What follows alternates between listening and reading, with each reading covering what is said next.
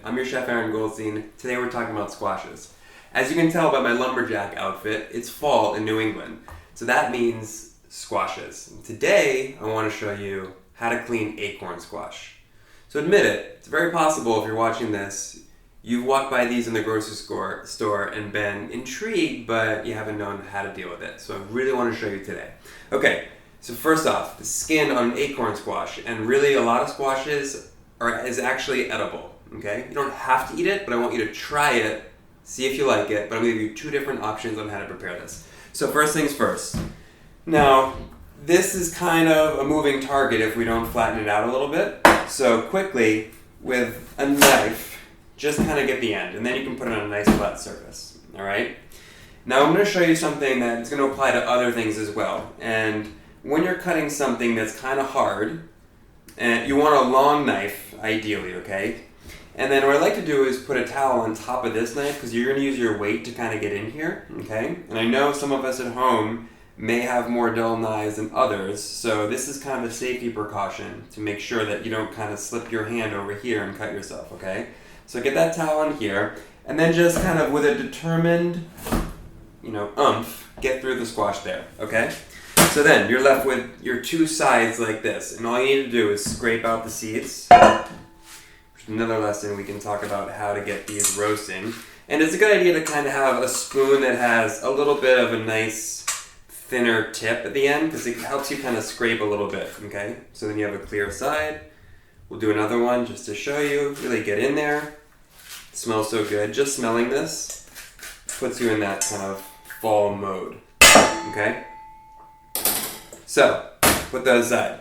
Then you've got your two sides. Now, step one, if you want, you can just roast them like this. You could season these with salt and pepper or whatever you want. Oil them on both sides, inside and out, and just roast them until they're soft and tender. And if you're not into the skin on an acorn squash, you can just, after it's roasted and nice and soft, you can just scoop out. This also makes a fun filling for stuffings, like a rice stuffing or a meat stuffing, whatever it may be. You can get really creative like this.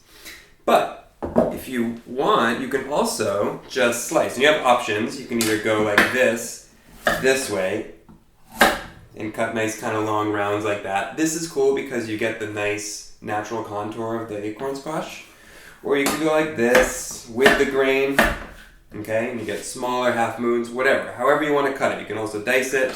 So I'm just going to show you this. And you notice how this is a hard squash, but I'm really kind of just being deterministic about the cuts, right? This is not a time to kind of, be passive because you really got to get that knife, and once you're in, just go down, okay? If your knife is really dull and you're worried about that movement at home, you can keep on going with this towel method like that, right?